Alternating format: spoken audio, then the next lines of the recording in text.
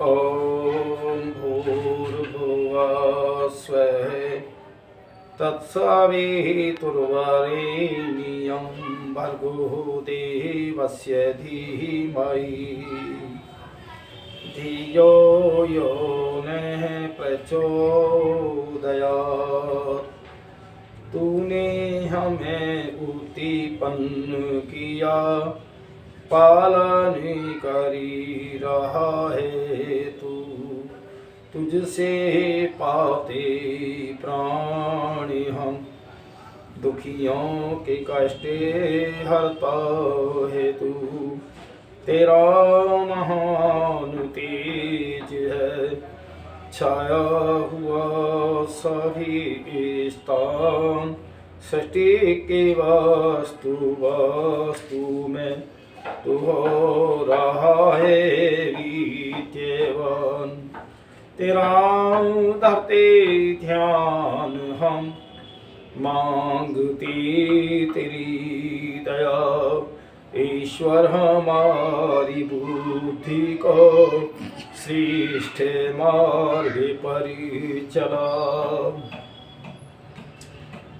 आर्यवेद दर्शन पर आज मैं जो वीडियो बनाऊंगा, चर्चा रखूंगा, चर्चा का विषय रहेगा आदर्श विचार। जीवन की दशा और दिशा को संपूर्ण रूप से बदलने वाले विचार होंगे। तो ये बहुत महत्वपूर्ण हमारे ऋषि मुनियों के विचार हैं। हमें ऋषियों ने बहुत कुछ दिया है। अनादि काल से जब सृष्टि की उत्पत्ति हुई तो परमपिता परमात्मा ने जो इस सृष्टि के चलाने का या मानव जो किस तरह इसमें सुखी रहे, अन्य प्राणियों की कैसी रक्षा करे और सृष्टि कैसे ज़्यादा समय तक चले, नियम पालन का सारा विधि विधान वेदों के अंदर परमात्मा ने ज्ञान दिया ऋषियों की आत्माओं में। इस सृष्टि को बने 1,96,8,53,000 और 124 वर्ष हो गए हैं। और ये जो सृष्टि बनी है 4,32 वर्ष के लिए बनी है। अभी 2 अरब वर्ष से अभी सृष्टि का समय बाकी है। तो मैं आज ये चर्चा करता हूँ कि उठो जागो और तब तक चलते रहो जब तक लक्ष्य प्राप्त न कर लो। तो देखिए, लक्ष्य प्राप्त करने का जो वो है, हम निरंतर परिश्रम करते रहें, चलते रहें तो आगे बढ़ते रहे, एक दिन लक्ष्य को प्राप्त हो ही जाएंगे। लक्ष्य प्राप्त करने के लिए अपनी समस्त शक्तियों द्वारा परिश्रम करना ही पुरुषार्थ है। नंबर 3, कोई कार्य महत्वपूर्ण नहीं होता, महत्वपूर्ण होता है कार्य का उद्देश्य। नंबर 4, संसाधन मात्र पर्याप्त नहीं है, लक्ष्य भेद भी चाहिए। साधन हो, जानकारी ना हो, लक्ष्य ना हो तो फिर साधन क्या करेंगे। नंबर 5, धन, साधन, समय, कर्म तथा स्नान, इन पांचों का स्पष्ट विचार करके किसी कार्य में प्रवृत्त होना चाहिए। इन कार्यों के करने के बाद में हम कोई अच्छा कार्य करें। फिर आता है नंबर 6, मुसीबतें टूट पड़े, हाल बेहाल हो जाए, तब भी जो लोग निश्चय से डिगते नहीं और धीरज रखकर चलते हैं वे ही अपने लक्ष्य को प्राप्त होते हैं। देखिए, ऋषि दयानंद के सामने कितनी कठिनाइयाँ आई, कितनी परेशानियाँ आई, लेकिन उनका लक्ष्य था कि सारे विश्व में वेद का ज्ञान जो समाप्त हो गया था, लुप्त हो गया, उसको प्रकाशित करना। नंबर 7, जिसका कोई लक्ष्य नहीं उसका जीवन व्यर्थ है।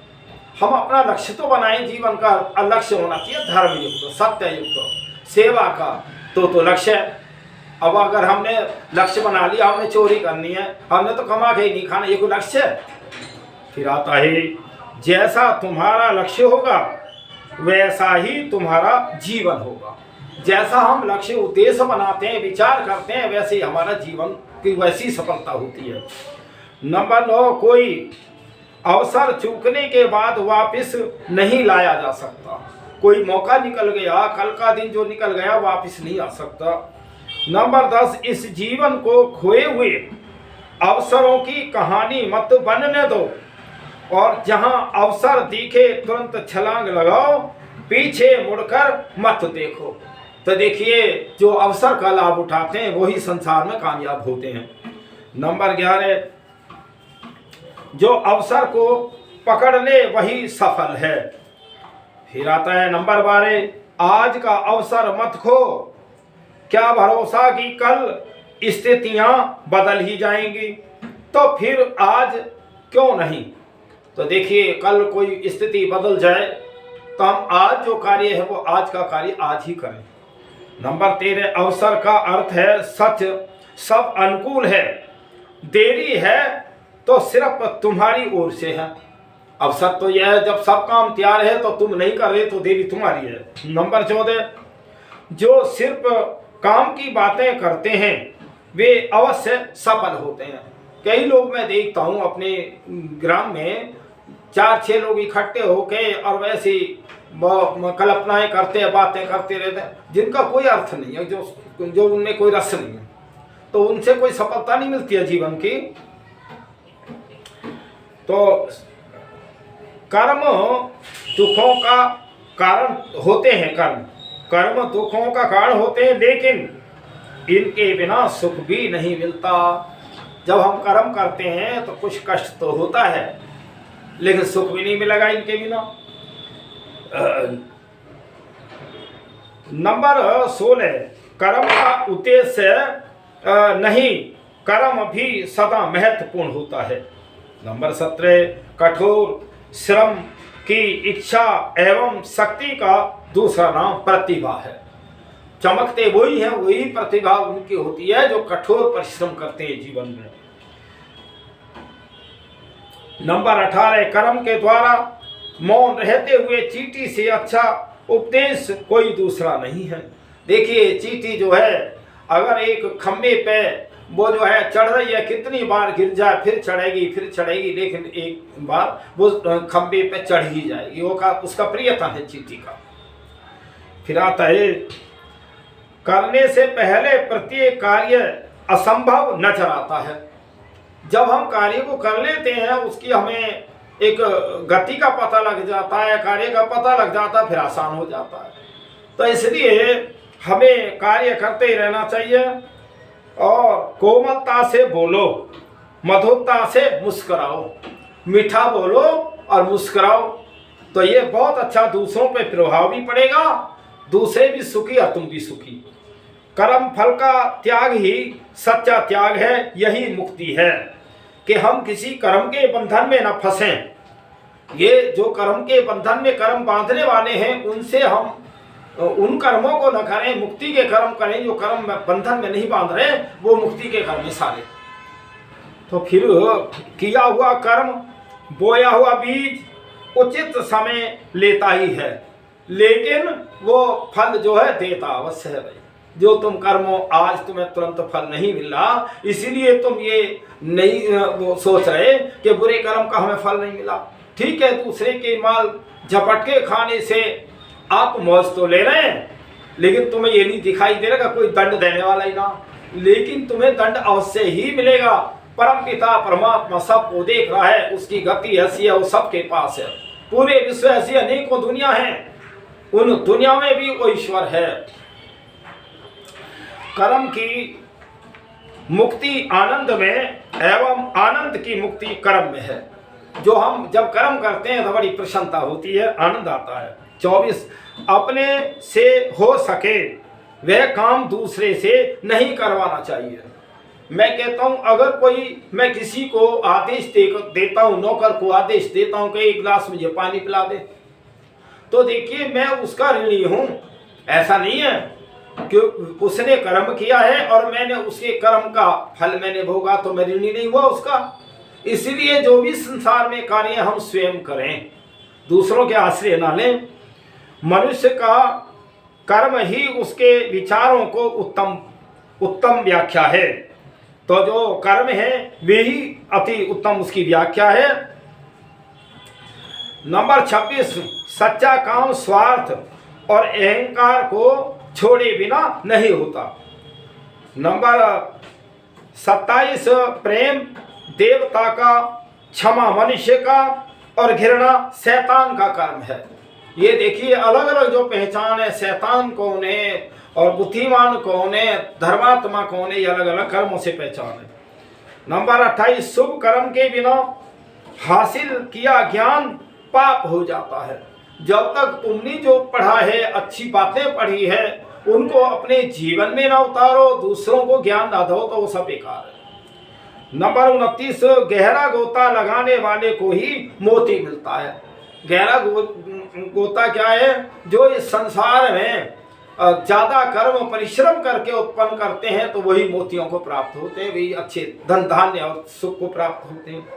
नंबर 30 आत्मविश्वास रखो कि तुम पृथ्वी पर सबसे महत्वपूर्ण हो।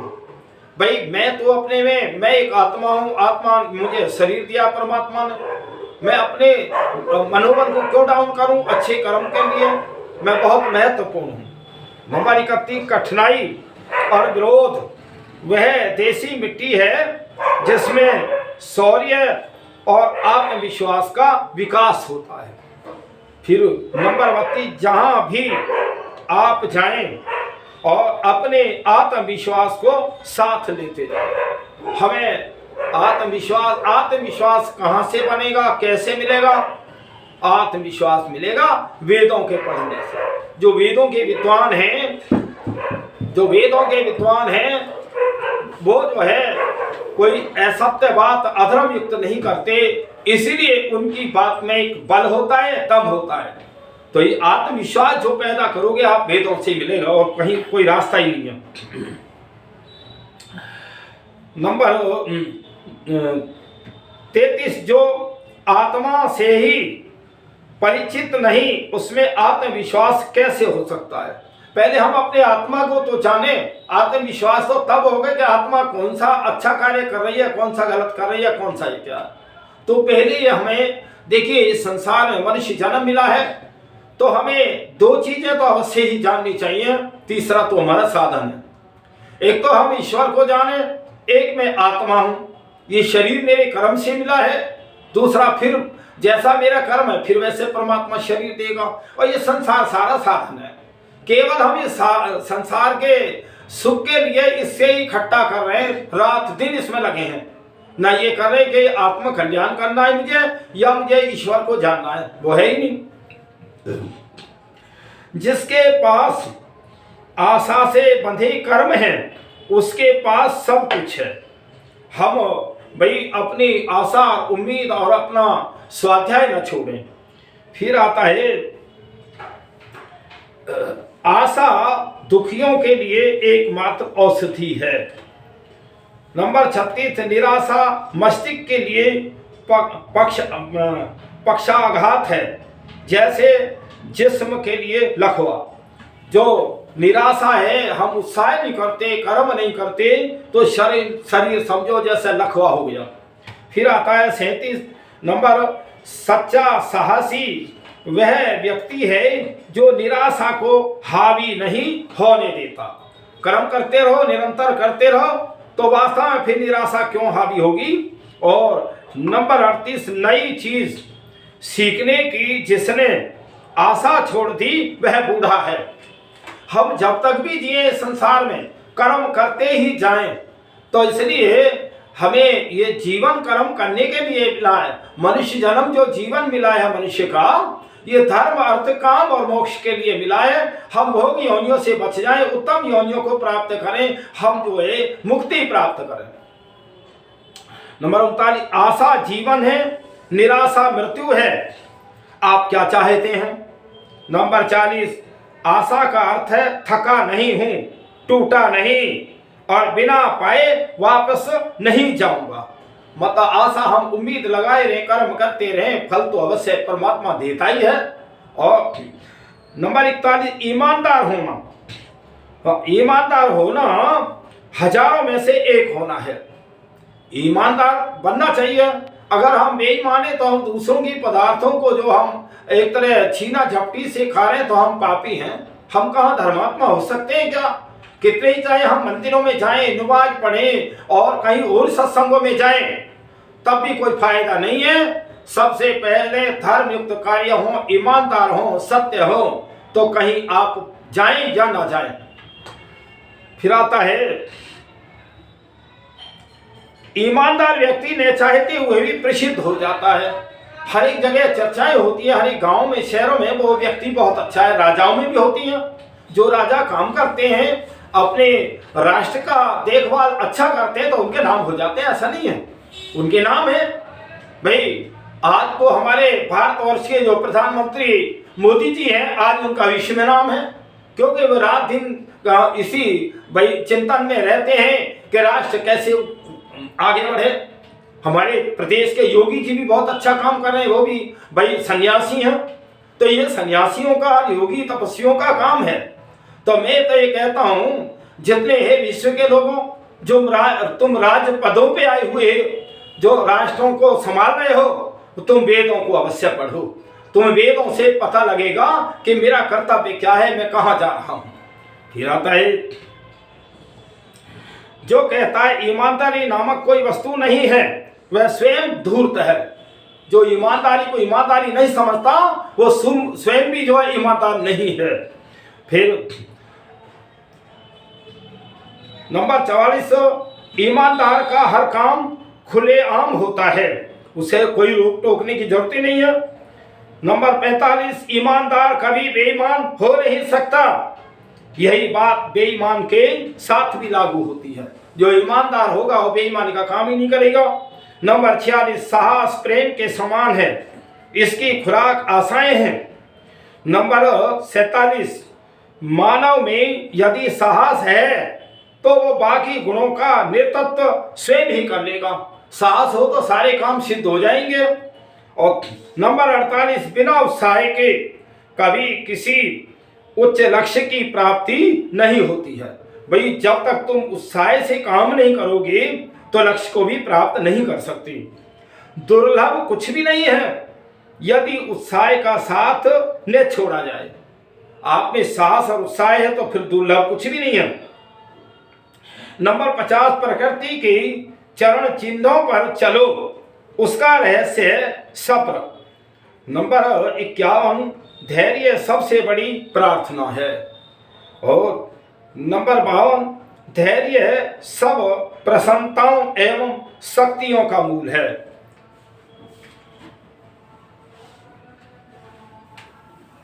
धैर्यवान पुरुष कार्य आरंभ करने के बाद असफल होकर नहीं लौटते, वो उन्हें सफलता ही मिलती है। और धैर्य दर्द से भरा है किंतु उसका फल मधुर होता है। भाई सब्र जो है थोड़ा सा तकलीफ तो उठानी पड़ती है, लेकिन फल अच्छा मिलता है। नंबर 55, जब हम कोई काम करने की इच्छा करते हैं तो शक्ति अपने आप ही आ जाती है, शक्ति मिलती है। नंबर 56, इस संसार का प्रत्येक व्यक्ति आदत से मजबूर होता है। नंबर 57, सभी मनुष्यों का स्वभाव एक जैसा ही होता है, यह तो उनकी आदतें और उनमें अंतर पैदा करती हैं। स्वभाव तो हमारा एक ही जैसा है, लेकिन हमारी आदतें, हमारी शिक्षा, हमारी संगति, उससे हम बदलाव होता है हमारा। जिसका जो स्वाभाविक गुण है उससे वंचित करने की क्षमता किसी में भी नहीं होती। कई बार अलग अलग हमारे विचार पूर्व कर्मों के भी हैं, और पूर्व अनेकों जन्म हुए, आत्मा को जन्म होते ही रहते हैं। आत्मा तो हमारे कर्मों का फल पाती रहती है और जन्म मिलते रहते हैं। व्यक्ति के स्वभाव पर ही उसका भविष्य निर्भर करता है। और नंबर 60, परिश्रम की चाबी ही किस्मत का द्वार खोलती है। जो परिश्रम करते हैं उनके किस्मत के दरवाजे भाग्य जो खुल जाते हैं, जो नहीं करते वो जो पहले पर्याप्त है वो भी नष्ट हो जाता है। नंबर 61, पुरुषार्थ जब किया जाता है तो ईश्वर भी सहायता करते हैं। देखिए परमपिता परमात्मा पुरुषार्थ की अवश्य ही वो सहायता करते हैं, और कोई बिना परिश्रम के मांगना चाहे तो ईश्वर देता भी नहीं है किसी को। नंबर 62, नवयुवकों तुम्हारे लिए 3 शब्दों का संदेश है, परिश्रम, परिश्रम और परिश्रम। नंबर 63, श्रमजीवी की श्रम जीवी की अमीरी का अंदाजा धनवान नहीं लगा सकता। देखिए, अगर पिता ने बहुत परिश्रम से धन कमाया है तो पुत्र नहीं जानते कि मेरे पिता ने कितना कठोर परिश्रम से धन कमाया है। फिर आता है नंबर 64, श्रम द्वारा प्राप्त संपत्ति ही स्थायी होती है।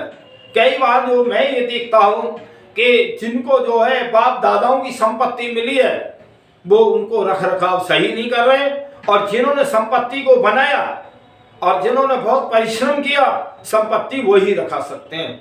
इसे विचार करो भाई, पुत्र को संपत्ति हो या ना हो, लेकिन परिश्रमी पुत्र हो, धार्मिक हो, सत्यवादी, लगनशील, और वो सारे गुण उसमें होने चाहिए। ये पढ़ाओ। नंबर 65, जीवन विकास का सिद्धांत स्थिर रहने का नहीं है।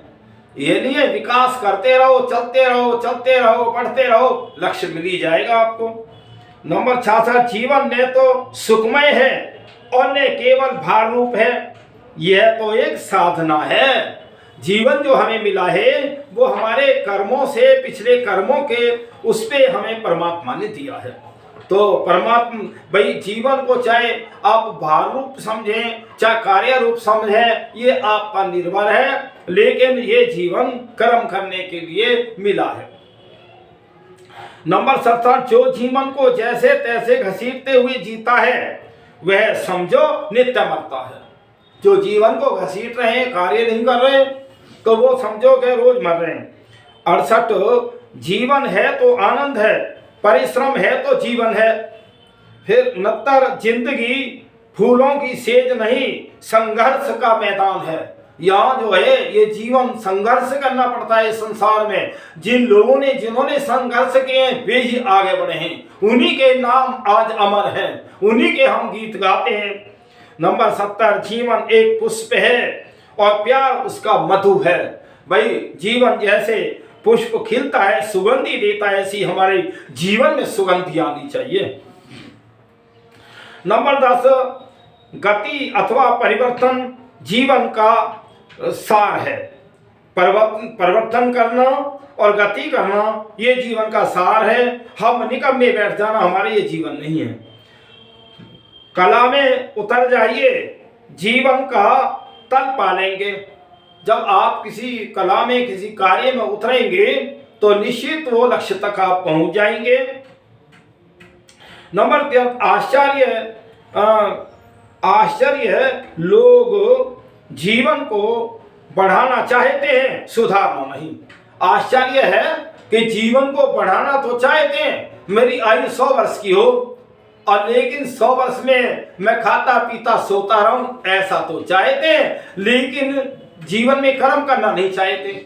जीवन भले ही 100 साल में 50 वर्ष का हो, लेकिन कर्म करते हुए, धार्मिक कर्म करते हुए, सेवा कर्म करते हुए, चाहे थोड़ा जीवन है या अधिक है। फिर आता है नंबर 74, मनुष्य जीवन अत्याचार से लड़ने को मिला है, अत्याचार करने के लिए नहीं मिला है। अत्याचार के खिलाफ लड़ो और पाखंड ढोंग के खिलाफ लड़ो, लोगों को अच्छा विचार दो ताकि दुनिया में शांति आए, इसलिए जीवन है ये। नंबर 75, बिना मित्र के जीवन इस प्रकार है जैसे बिना गवाह की मृत्यु। तो नंबर 76, फुटबॉल के खेल की तरह ही जीवन का भी यही नियम है, पूरी मजबूती से अपनी जगह बनाओ, पूरी मजबूती के साथ जियो। देखिए तो नंबर 76, दूसरों पर दोष लगाए क्यों, हम अपने को ही सुधारेंगे, यह भाव रखना चाहिए। तो हम कई बार तो दूसरों की लोग बुराइयां करते रहते हैं और अपने को सुधारते नहीं। फिर जीवन फल है, कला उसका रस है। नंबर 79, जीवन का सुख दूसरों को सुखी करने में है, उन्हें लूटने में नहीं है। कई बार क्या है, आज तो एक दूसरे को लूट रहे हैं, मौज ले रहे हैं, तो ये इसलिए ये जीवन नहीं है। आगे तुम्हें ये जीवन के जो फल है ये भोगने पड़ेंगे, तुम्हें नरक में ही अगला जन्म होगा, मनुष्य का जन्म नहीं मिल सकता। फिर ये नंबर 80, जितने भी दिन जियो फूल बनकर जियो, कांटा बनकर मत जियो, दूसरों को कष्ट देकर मत जियो, दूसरों को सुख देकर जियो। नंबर 81, जो जो मनुष्य बूढ़ा होता जाता है त्यों त्यों जीवन से प्रेम और मृत्यु से भय होता जाता है। तो देखिए, मृत्यु को तो पहले याद कर लो, मृत्यु आएगी अवश्य। मृत्यु जब तक आए पहले, और जब तक जवानी है तो अच्छे धार्मिक कार्य करो। तो मृत्यु आए तो आएगी, कौन सी दिक्कत है। फिर आया, आपत्तियों को पराजित करना ही जीवन आनंद की पराकाष्ठा है। हम आपत्तियों को जो है अपने जीवन के आनंद में जो है हम करें। बल ही जीवन है और दुर्बलता मृत्यु है। भाई, जो हम अपने बल और शक्ति को बनाए रखें। नंबर 84, जीवन और कर्म एक ही चीज के दो नाम हैं।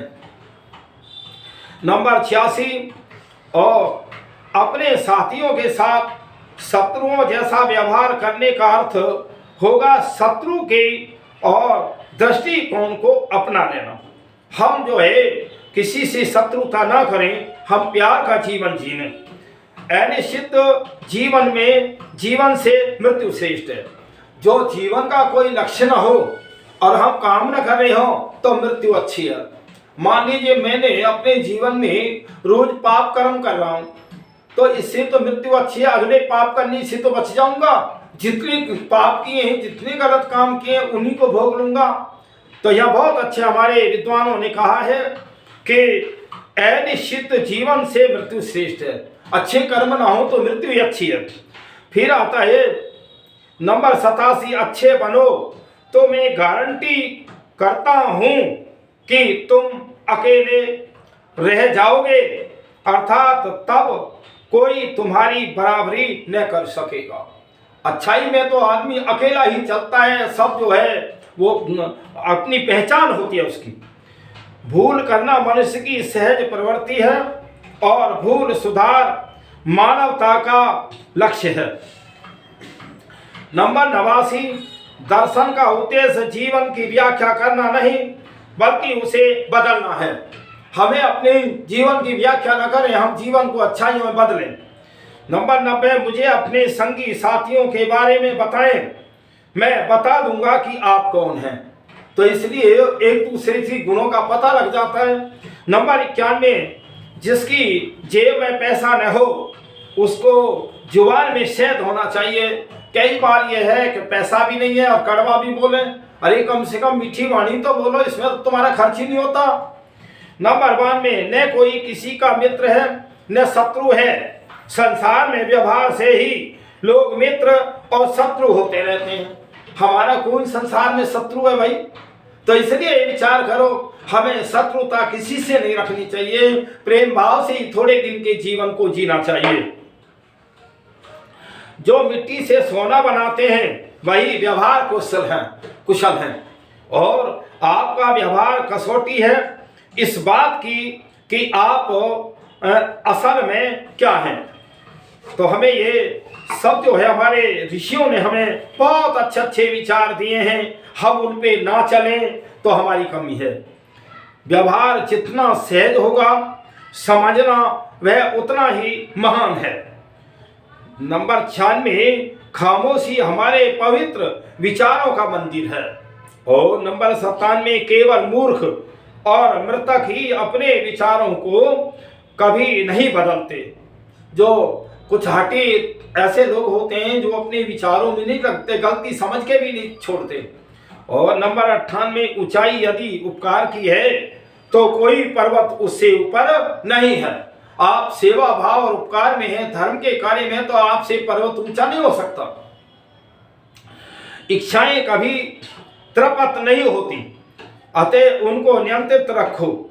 जो ये आत्मा जो है ना, ये मन हमारा बहुत इच्छाएं लिए होता है, इसकी इच्छाएं तो कभी पूर्ति हो नहीं सकती, लेकिन ये इच्छाएं भी हमें अच्छाई बुराई जानकर के ही हमें उस कार्य को करना चाहिए। मेरा मूल जो उद्देश्य है आज की वीडियो का रहेगा यही है कि हम अच्छाई बुराई जान के कार्य करें। फिर आया है नंबर 100, मीठा व्यवहार अवश्य मिलेगा, तुम मीठे बोलो। इच्छाएं कभी तृप्त नहीं होती, अतः उनको नियंत्रण रखो। 101 मनुष्य के विचार उसके जीने के ढंग से जाने जाते हैं। 102 भाषा विचारों की वेशभूषा है। और नंबर 103 प्रतिशोध का विचार करता है, वह स्वयं अपने घाव को नासूर बनाता है। कई बार हम सुनते हैं गांव में किसान आदमी जो ऐसे होते हैं, वो कई चैड़ होती हैं और वो चैड़ वाले मुकदमे में मर गए और फिर उनके बालक जो उसी को उठा रहे हैं। अरे उसे भूल जाओ, परमात्मा पे छोड़ दो, परमात्मा अवश्य ही उसको दंड तो देगा ही देगा। तो इसलिए नंबर 104 सारे महान विचारों की को हृदय में होती है। हमारे जो विचार आते हैं हृदय से आते हैं। नंबर 15 दिल में कभी बुरे विचार मत आने दो, वे अपना असर दिखाए बिना नहीं रहते। जिस बात का हम बार बार चिंतन और विचार करते हैं वो वाणी में भी आ जाता है। वाणी में आता है, फिर कर्म में आता है, फिर परिणाम में आता है। ये विचार करो। और नंबर 106 विचार और व्यवहार में सामंजस्य न होना ही धूर्तता है और मक्कारी है। हम विचार और व्यवहार एक जैसा रखें। आप अंदर में छल कपट, व्यवहार में दिखावे, फिर हम दूसरे को ठग रहे हैं, लूट रहे हैं, ये व्यवहार नहीं है मानवता का। नंबर 107 यदि हम अपने विचारों व इच्छाओं की जांच करें तो हम उन्हें भूत और भविष्य से ओतप्रोत पाएंगे। और जो कार्य बल और पराक्रम से पूर्ण नहीं हो पाता, उपाय द्वारा वह और सरलता से पूर्ण हो जाता है। नंबर 109 विचार के सिवाय जगत कुछ नहीं है। जगत विचार का ही ठोस रूप है। सबके विचार ही तो है जो सारा संसार चल रहा है। और नंबर 114 जो इंसान तोलकर नहीं बोलता, उसे अवश्य ही सख्त बातें सुननी पड़ती हैं। और 111 विषय कितना ही दुखद हो, उसकी चर्चा कठोर भाषा में नहीं करनी चाहिए। चाहे कितना ही भी कुछ भी विषय हो, लेकिन हम उसको जो है कठोर भाषा में न करें। कड़वी बात ही हंसकर कही जाए तो मीठी हो जाती है। नंबर 113 कोमल उत्तर से क्रोध शांत हो जाता है, कटु वचन से उठता है। नंबर 114 कम बोलने से मन की शक्ति बढ़ती है। 115 कभी कभी मौन रह जाना सबसे तीखी आलोचना होती है। कभी हमें बोलना है तो बोले और कहीं चुप रहना है तो चुप रहें। मौन शब्दों से भी अधिक शक्तिशाली है, चुप रहना जो है और भी शक्तिशाली है।